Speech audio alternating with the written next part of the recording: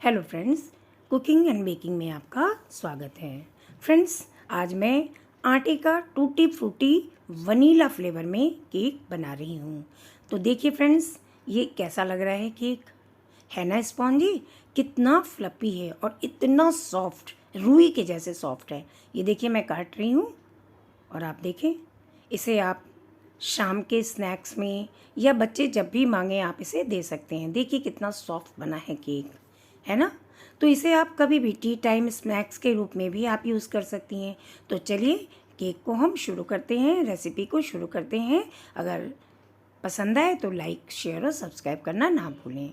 तो फ्रेंड्स, मैं आज आटे से केक बना रही हूँ। तो इसके लिए वनीला फ्लेवर में मैंने आटे का केक बनाना सोचा है। तो जिसके लिए मैंने 1.5 कप आटा ले लिया है, 1 कप आटा है और आधा कप आटा है, यानी 1.5 कप आटा है ये। साथ में मैंने 1.5 बड़े चम्मच यानी 1.5 टेबल स्पून मैंने लिया है कस्टर्ड पाउडर। ये भी वनीला का ही है, यानी वनीला फ्लेवर में ही है। और साथ में इसमें डालने के लिए मैंने 1/4 टीस्पून ले लिया है मैंने बेकिंग सोडा, यानी खाने वाला सोडा। ये है 1/4 टीस्पून बेकिंग सोडा। और साथ में पड़ेगा इसमें 1 टीस्पून यानी 1 टीस्पून बेकिंग पाउडर। बिल्कुल बराबर करके लेना है फ्रेंड्स, न कम न ज़्यादा, बिल्कुल लेवल करके लेना है हमें। ये है 1 टीस्पून बेकिंग पाउडर। ये देखिए मैंने वेकफील्ड का मैं यूज़ करती हूँ बेकिंग पाउडर। साथ में मैंने लिया है 4/3 कप पाउडर शुगर, यानी ऐसी जो नॉर्मल शुगर है इसको मैंने पीस लिया है। और बस 1 कप से थोड़ा कम यानी कि पौना कप मैंने शुगर ले लिया है। अब इन सारे इंग्रेडिएंट्स को, जितने ड्राई इंग्रेडिएंट्स आपको मैंने दिखाए, इन सब को थोड़ा थोड़ा करके पहले अच्छे से छान लीजिए। छान लेने से क्या होता है कि केक अच्छा राइज करता है, बहुत फ्लपी बनता है और इसमें जो भी इम्प्योरिटीज़ होती हैं वो भी सब निकल जाती हैं। तो जितनी चीज़ें आटा, शक्कर, custard powder, baking powder, baking soda, इन सब को थोड़ा थोड़ा डाल के अच्छे से छान लीजिए। देखिए मैंने छान लिया और आपस में बिल्कुल एक स्पून से मिक्स कर दीजिए, जिससे सारी चीज़ें एक साथ मिल जाएं। और अब लेते हैं वेट इंग्रेडिएंट्स, यानी जो इसमें हमने लिया है तेल है, ये ऑयल है, ये है 1/3 कप।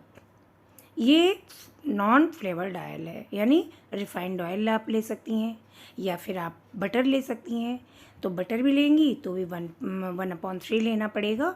और ये मैंने रिफाइंड ऑयल यूज़ कर रही हूँ तो ये भी 1/3 ही है। साथ में मैंने लिया है 1/4 कप दही। बिल्कुल फ्रेश दही है ये फ्रेंड्स, खट्टी दही बिल्कुल नहीं होनी चाहिए, वरना पूरे केक का स्वाद और महक बिगड़ जाता है। मतलब केक में स्वाद भी बिगड़ जाएगा, केक में महक आने लगेगी खट्टेपन की, बासीपन की। और साथ में 1 टीस्पून मैंने वनीला एसेंस ले लिया है। अब इन तीनों को खूब अच्छे से हमें विस्क करना है। एक विस्कर ले लीजिए, हैंड विस्कर, और उसके बाद इसको धीरे से विस्क कर लीजिए। बहुत तेज़ी से मत फेंटिएगा, क्योंकि बहुत ज़्यादा तेज़ी से फेंटने पर केक दब जाता है। इसलिए बहुत हल्के हाथों से इसको मिक्स कीजिए, जिससे दही और ऑयल एकदम मिक्स हो जाए। ये देखिए मिक्स हो गया। अब मैं इसमें ड्राई इंग्रेडिएंट्स जो भी मैंने आटे का रखा है वो एक एक करके डाल लिया धीरे धीरे सारा। और देखिए मिलाते जा रहे हैं इसको, थोड़ा थोड़ा डाल के मिलाते जाना है, क्योंकि बहुत ज़्यादा डाल देंगे तो मिलाने में दिक्कत होगी और ठीक से मिलेगा नहीं। और इसके लिए भी हाँ, ऐसे थोड़े थोड़े डालते जाइए और मिलाते जाइए, एक साथ कभी नहीं डालना है फ्रेंड्स। और इसके लिए मैंने दूध ले लिया है आधा कप, लेकिन एक साथ में आधा कप दूध नहीं डालना है, थोड़ा थोड़ा करके आप डालें और इसको स्पैटुला से मिक्स करते जाएं।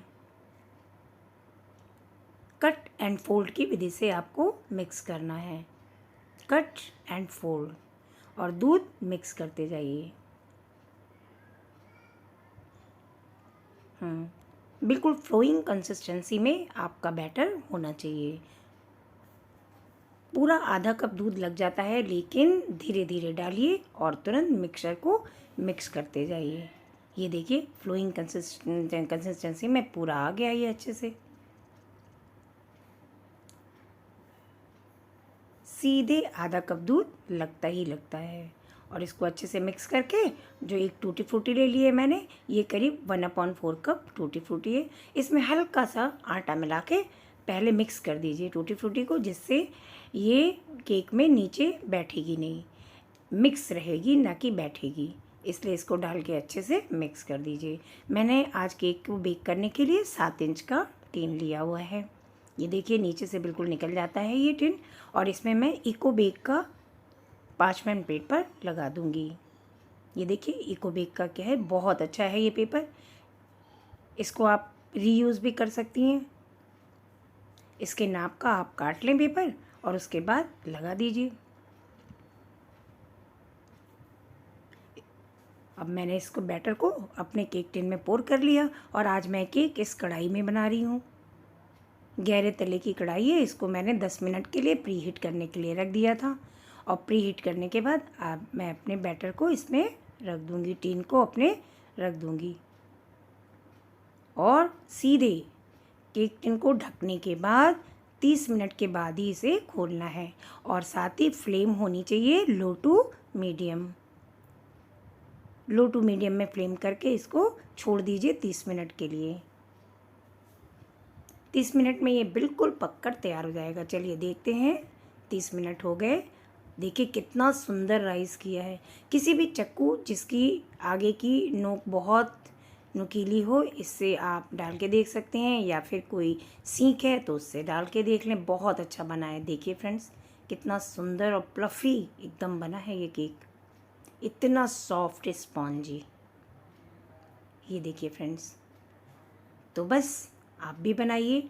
टी टाइम स्नैक्स में बच्चों को दीजिए, बड़ों को दीजिए, साथ ही इसे जब बच्चे मांगें तब दीजिए। और अगर वीडियो पसंद आया हो फ्रेंड्स तो प्लीज़ लाइक शेयर और सब्सक्राइब करना मत भूलिए। मिलती हूँ नए वीडियो में। तब